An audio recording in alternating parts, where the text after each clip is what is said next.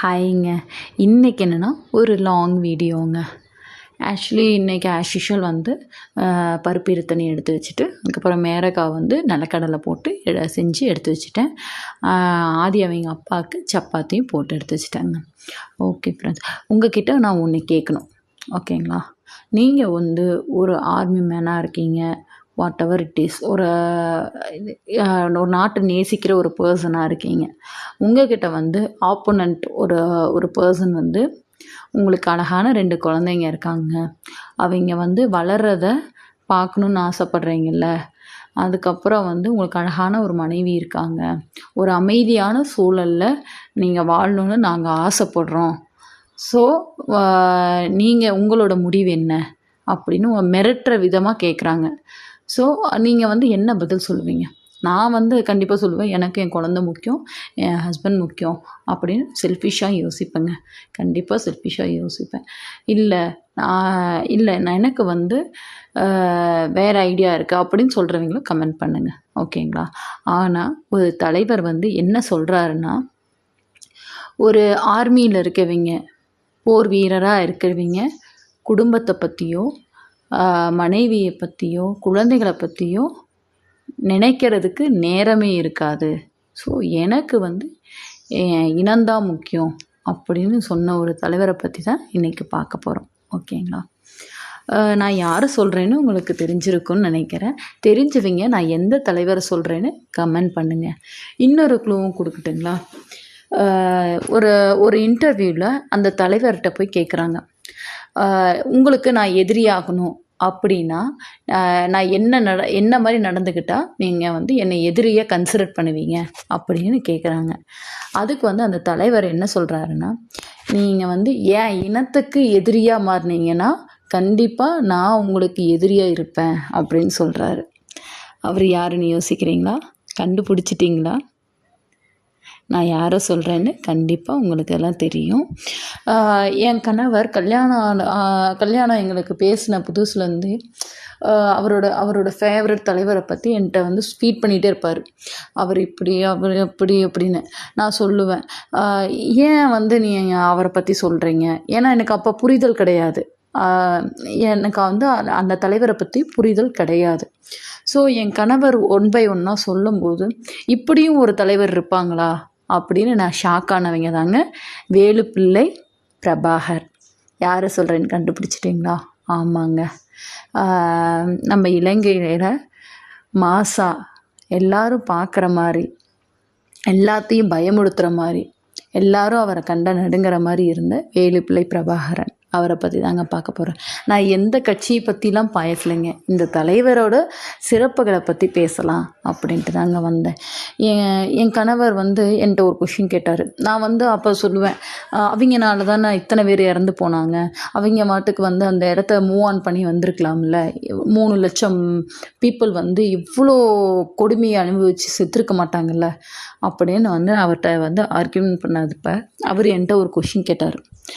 நீ ஒரு இடத்துல 50 வருஷம் 60 வருஷம் இருக்க, ஃபார் எக்ஸாம்பிள் நம்ம தமிழ்நாட்டில் இருக்கோங்களா, தமிழ்நாட்டில் இருக்கோம்.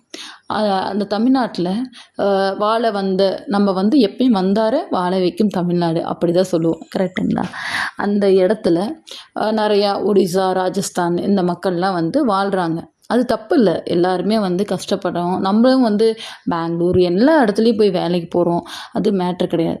ஆனால் வந்தவங்க நம்மளைய ஆக்குப்பை பண்ணிவிட்டு, நம்ம பிளேஸை ஆக்குப்பை பண்ணிவிட்டு நம்மளைய ஒடிசா, ராஜஸ்தானுக்கு அடித்து விரட்டுறாங்க, ஓகேங்களா? அப்போ நீ என்ன பண்ணுவ அப்படின்னு என்னை கேட்டார். நான் எதுக்கு போகணும்? நான் வந்து இத்தனை வருஷமாக நான் இங்கே தானே இருக்கேன், என் இடத்த நான் எப்படி விட்டு கொடுப்பேன் அப்படின்னு நான் சொன்னேன். அதைத்தான் அவரும் பண்ணார். அவர் வந்து அவருக்கு மட்டும் பண்ணல, அவர் நினச்சிருந்தா அவர் ஃபாரின் இந்த மாதிரி போய் செட்டில் ஆகிருப்பார், அவர் குடும்பத்தோடு, அவங்க குடும்பத்தை நல்லா வச்சுக்கணும் அப்படின்னா. ஆனால் அவர் ஒரு மக்களுக்காக, அவங்க இனத்துக்காக போராடினாங்க. சாதாரணமாக அவங்க 3 லட்சம் பேர் வந்து இறந்தது வந்து அவங்களும் வந்து இறக்கணும்னு ஆசைப்படல, ஒரு தலைவனை நம்பி அவர் கூட இருக்காங்க அப்படின்னாரு. எனக்கு இதை கேட்கும்போது எனக்கே ஷாக்காக இருக்குதுங்க. உண்மையாலுமே நீங்களே சொல்லுங்கள், உங்களே வந்து நீங்கள் இருக்க நீங்கள் ஒரு வீட்டில் இருக்கீங்க, அந்த வீட்டில் வந்து திடீர்னு ஒரு 3rd person வந்து இது ஏன் வீடு அப்படின்னு அடித்து துரத்துனா ஏற்றுக்குவீங்களா? நம்மனால முடிஞ்ச அளவுக்கு நம்ம போராடுவோம். அந்த மாதிரி நம்ம வீட்டுக்கு மட்டும் போராடாமல் நாட்டுக்கும் போராடினவர் தான் அந்த தலைவர். இதை பற்றி நிறைய கோத்ரூ பண்ணும்போது பழைய வீடியோஸ்லாம் பார்க்கலாம் அப்படின்னு பார்த்தேங்க. பார்க்கும்போது நம்ம சரவணன் டிகோட் அந்த அண்ணா தெரியுங்களா? தெரிஞ்சவங்க கமெண்ட் பண்ணுங்கள், ஓகேங்களா? அவரோட ப்ரீவியஸ் வீடியோஸை வந்து போட்டு பார்க்கும்போது அதில் வந்து அவர் டெலகிராமில் அங்கே நடந்த இன்சிடென்ட்ஸ் வீடியோஸ் எல்லாம் போட்டிருந்தாரு. நான் பார்க்கும்போது சீரியஸாக எனக்கு கண்ணீர் ஆட்டோமேட்டிக்காக வர ஆரம்பிச்சிச்சுங்க. யோசிச்சு பாருங்க, நம்ம வந்து எவ்வளோ சேஃபான ஒரு பிளேஸில் இருக்கோம். ஆனால் அங்கே இருந்த மக்களை யோசிச்சு பாருங்கள், அவங்களோட நிலைமையை யோசிச்சு பாருங்கள். எப்படி இறந்து போய் குழந்தைங்களெல்லாம் கண்ணிலேயே பார்க்க முடியல. நீங்கள் பார்க்கணுங்கிறீங்க சரவணன் டிகோட்ஸ் அவங்களோட லிங்க்கை நான் டேக் பண்ணுறேன், போய் பாருங்கள். உங்கள் ஒப்பீனியன் கமெண்ட் பண்ணுங்கள், ஓகேங்களா? அதே மாதிரி நான் இன்னொரு டவுட் கேட்குங்க. நான் வந்து கஷ்டப்பட்டு வாழ்க்கையில் கஷ்டப்பட்டு இப்போ ஓரளவுக்கு ஓகே அப்படிங்கிற ஒரு நம்பிக்கை இருக்குங்க. அது எனக்கு சொல்கிறதுக்கு எந்த ஒரு அவமானமோ தலைகுனிவோ கிடையாது. ஏன்னா நான் கடந்து வந்த பாதையை நான் ரீகால் பண்ணுறதுனால தான் நான் ஒரு நல்ல இடத்துல இருக்கேன் அப்படின்னு நான் நம்புகிறவன், ஓகேங்களா? நீங்களும் நான் இங்கே கடந்து வந்த பாதையை திரும்பி பார்க்கணும். திரும்பி பார்த்து கடந்து வந்த பாதையில் என்னென்ன தவறுகள் இருந்துச்சு, என்னென்ன சரி பண்ணணும், அதெல்லாம் சரி பண்ணி நான் ஃப்யூச்சரில் போகிறேன் அப்படின்னு நினைக்கிறீங்களும் கமெண்ட் பண்ணுங்கள், ஓகேங்களா?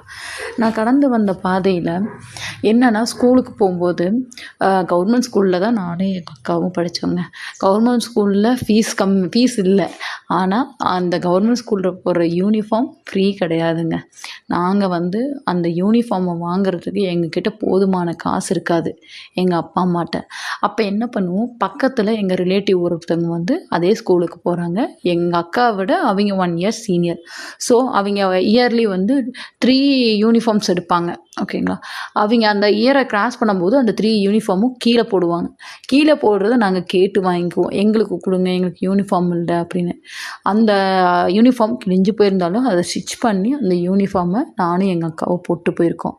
அந்த யூனிஃபார்ம் எல்லாருமே ஸ்கூல் தொடங்கும் போது புது யூனிஃபார்ம் வாசம் அப்படியே நம்ம கிட்ட வரும்.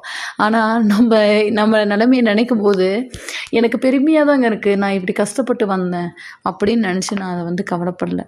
நான் அந்த கஷ்டத்தை தாண்டிட்டு இப்போ நான் நினச்சா ஒரு 10 பேத்துக்கு புது துணி எடுத்து தர முடியும், அந்த நிலைமைக்கு வந்திருக்கேன். நாளைக்கு நான் இதை விட மோசமான நிலைக்கு போகலாம், திருப்பியும் நான் பேக் அப்படின்னு